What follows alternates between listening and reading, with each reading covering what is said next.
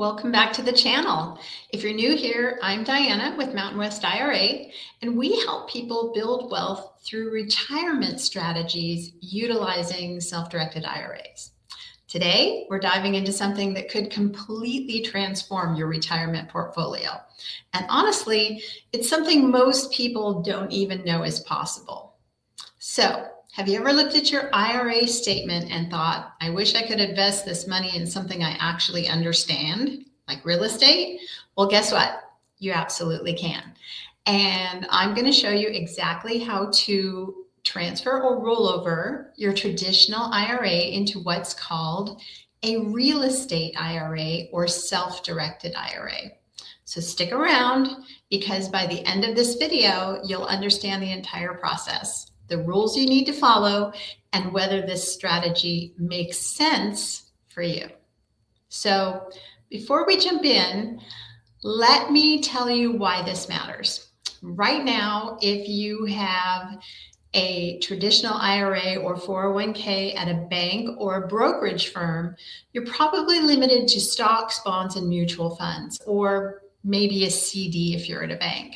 You're basically riding the wave of the market, hoping it goes up.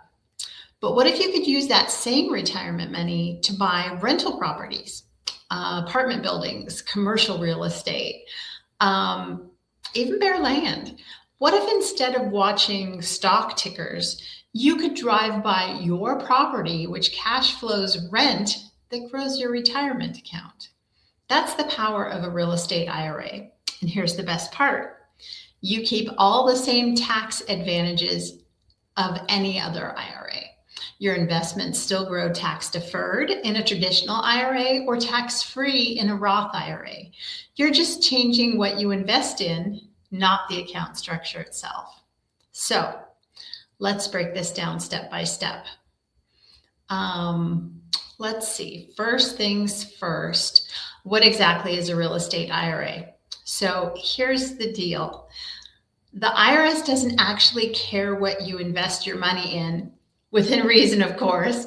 But most people don't know this because traditional banks and brokerage firms only offer standard investment options. They're not set up to hold real estate. That's where self-directed IRAs come in. A self-directed IRA is just like your regular IRA in terms of tax treatment and contribution limits.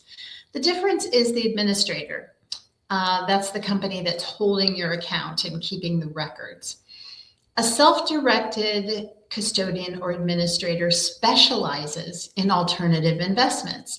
They have the systems and processes to allow you to invest in real estate, and they handle all the paperwork to keep everything IRS compliant. So when I say real estate IRA, I'm really talking about a self-directed IRA that you're using to invest in property. Same IRA rules, same tax advantages, just way more investment freedom. Make sense? Okay, cool. Let's keep going. Now, you might be thinking, why should I move my IRA into real estate? My stocks have been doing fine. Now look, I'm not here to bash traditional investments. Stocks, mutual funds, they absolutely have their place in a well-diversified retirement plan. But here's why real estate in your IRA can be a game changer. So number one, diversification. Real estate doesn't move with the stock market. When the market crashes, your rental properties are still collecting rent. You're not putting all your eggs in one basket. Number two, control.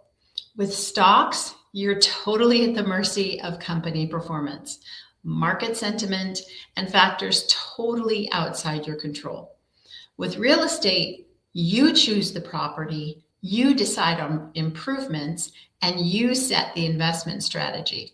If you understand real estate, this can be really powerful. Number three, cash flow. Rental properties generate monthly income that flows back into your IRA. That income can compound over time to be used to buy additional properties. You're building a real estate portfolio, in essence, inside of your retirement account.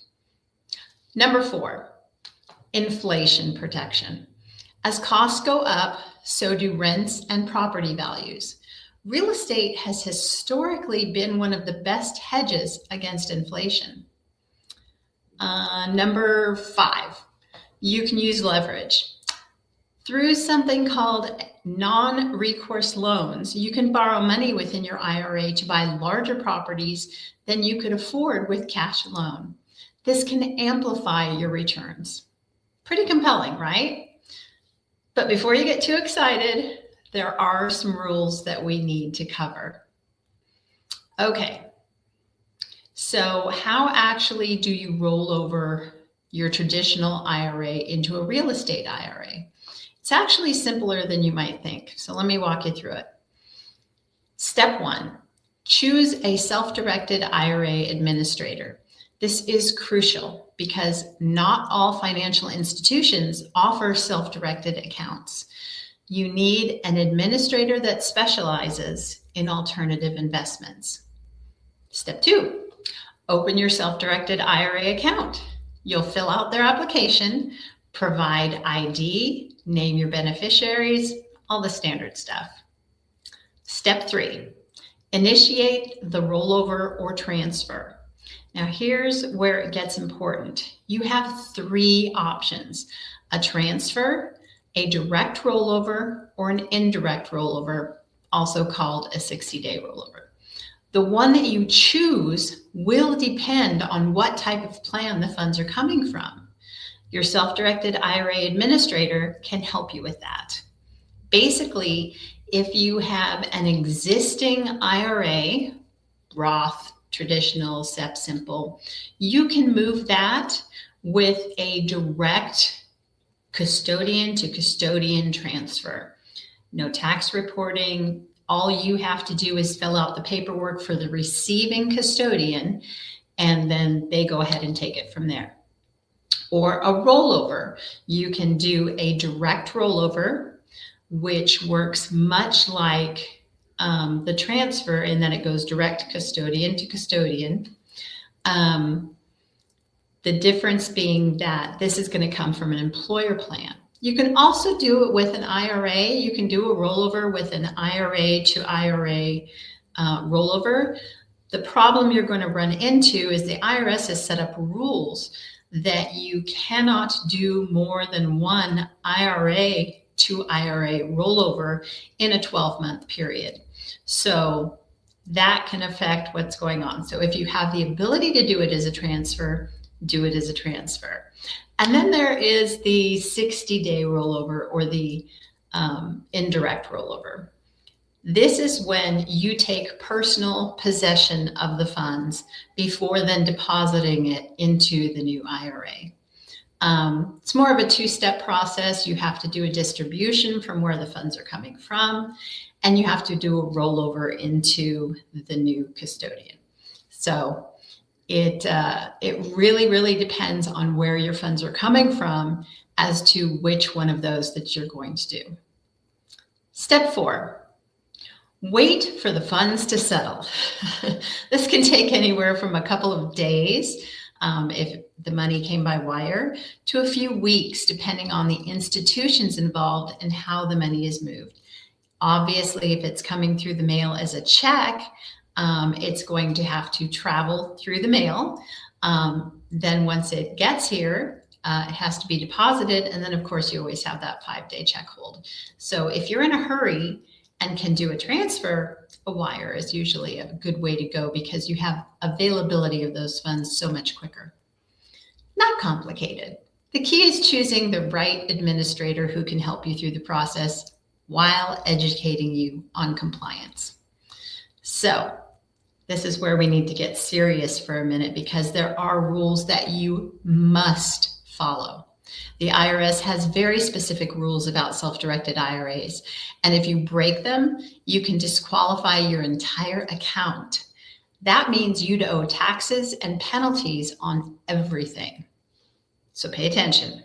Okay, rule number 1, no self-dealing. You cannot personally benefit from the IRA investment. This means that you can't buy property and then live in it, rent it to your family members, or use it as a vacation home. The property exists solely as an investment for your retirement. Rule number 2, no transactions with disqualified person. That includes you, your spouse, your parents, your kids, your grandkids, and their spouses. You can't buy property from these people, sell to them, or let them use your IRA-owned property. The IRS is very, very strict about this.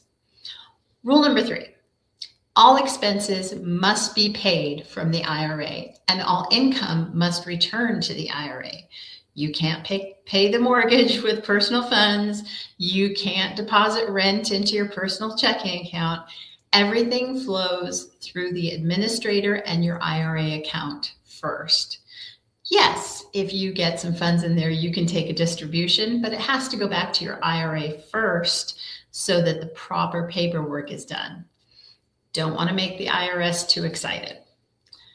Now, this is super important. If you mix personal funds with IRA funds, you violated the rules. So if your IRA is the owner of the property, you cannot use your personal funds to pay any of the bills for the property owned by your IRA. Rule number 4. We are on 4, right? Yeah, we're on 4. If you use financing, it must be a non-recourse loan. Regular mortgages don't work because lenders want you to be personally liable. With a non-recourse loan, the lender's only remedy if you default is taking the property itself. They can't come after your other IRA assets or your personal assets. Rule number 5, you can't provide services to IRA-owned property. No sweat equity. You can't be the property manager. You can't do the repairs yourself. You can't act as the real estate agent on the purchase. Everything has to be done by independent third parties. I know this might sound restrictive, but these rules exist to prevent abuse. Follow them carefully and you'll be fine. Break them and you're in trouble. If you're ever unsure about whether something is allowed, talk to your administrator or a CPA who specializes in self-directed IRAs. Don't guess. Okay, let's talk about common mistakes people make. Even with the best intentions, people make mistakes with real estate IRAs. Let me share the most common ones so that you can avoid them. Number 1, commingling funds. This is a big one. Let's say your IRA property needs a $500 repair, but your IRA account is temporarily low on cash. So you think, I'll just pay it personally and sort it out later. Don't do this. Even with the best intentions, mixing personal and IRA funds can disqualify your account. Always pay expenses from the IRA, even if it means you need to maintain larger cash reserves. Mistake number 2, insufficient liquidity. Kind of related to mistake number 1. People get so excited about buying property that they put 100% of their IRA into real estate. Then the roof needs replacing or there's a vacancy and they have no cash for expenses. Always keep reserves when you're doing real estate, whether that's keeping part of your IRA in cash or structuring deals to have positive cash flow. You need liquidity for the unexpected. Mistake number 3, personal use. I mentioned this earlier, but it's worth repeating because people mess this up. Your kid graduates college and needs a place to live. Your IRA owns a rental property. You think, just for a few months. Don't do it. Don't even think about it. This is a prohibited transaction. The property is an investment. Period. Mistake number 4, not planning for required minimum distributions. Once you hit 73, you have to start taking RMDs from traditional or pre-tax IRAs. If all of your money is tied up in property, how will you meet that requirement? You might have to sell property at a bad time or take an in-kind distribution of the property or a portion of the property itself, which creates complications. Plan ahead. Maybe keep part of your IRA in liquid investments or structure your real estate holdings to generate enough cash flow to cover RMDs. Learn from these mistakes so you don't have to make them yourself. So, finding the right properties. That's a real common question. How do I find the right properties? The key is cash flow. You want properties that generate consistent rental income. Why? Because that income pays expenses. It builds reserves and lets you acquire more properties over time. Look for properties in strong rental markets, good school districts, employment growth, population increases. These factors support demand and reduce vacancy risk. Property condition matters a lot. A property needing major repairs can drain your IRA fast, especially if unexpected problems pop up. Either buy properties in good shape or make sure you have substantial reserves for renovations. And don't forget about management. You can't manage the property yourself, so factor in professional property management costs. This is usually 8 to 12% of monthly rent plus leasing fees, but it varies widely, so look around. Now, if you only have a single property in your IRA, could you put the renter in? Absolutely. Is it easier with a property manager? Usually. You can't deposit their checks. They can pay directly to your IRA. But if you have multiple properties, you may seriously want to consider looking into property management. And of course, always have an exit strategy. Real estate is relatively illiquid. So how will you eventually sell or take distributions? Will you sell and reinvest, transfer properties to heirs, take in-kind distributions? Think long-term, focus on cash flow, and don't overextend yourself. So, after all of this, is a real estate IRA right for you? Here's my honest take. It's a great strategy for the right person in the right situation. You're a good candidate if you feel comfortable evaluating properties. You're planning to hold investments long-term since real estate isn't liquid. You have other retirement savings for diversification, and you can maintain adequate cash reserves within the IRA. It might not be for you if you need frequent access to retirement funds, you don't understand real estate, or feel overwhelmed by property management. You can't maintain reserves, or you're very close to retirement and need highly liquid investments. Be honest with yourself about your knowledge, risk tolerance, and time horizon. This isn't a get-rich-quick scheme. It's long-term wealth building strategies that require knowledge and active management. All right, let's wrap this up. Rolling over or transferring your 401k or your traditional IRA into a real estate IRA opens up incredible investment opportunities. You can diversify beyond stocks and bonds, invest in tangible assets you control, and build a real estate portfolio with all the tax advantages of an IRA. The process is straightforward. Choose a self-directed administrator, open your account, fund the account with a rollover or a transfer, and start investing in properties. Just remember the rules. No self-dealing, no transactions with disqualified persons. All money flows through the IRA, and if you use financing, it must be non-recourse. Avoid common mistakes like commingling funds, running out of cash, personal use of property, and not planning for RMDs. Work with professionals. a good administrator, a CPA who understands self-directed IRAs, a real estate attorney, and possibly a good property management company. Most importantly, make sure this strategy aligns with your overall retirement plan. If you found this helpful, do me a favor and hit that like button. Subscribe if you haven't already, because we're putting out videos every week on creative retirement strategies and wealth building techniques. Drop a comment below if you have questions about real estate IRAs. I read every single comment and I'll do my best to answer. Thank you for watching, and I'll see you in the next video. Bye.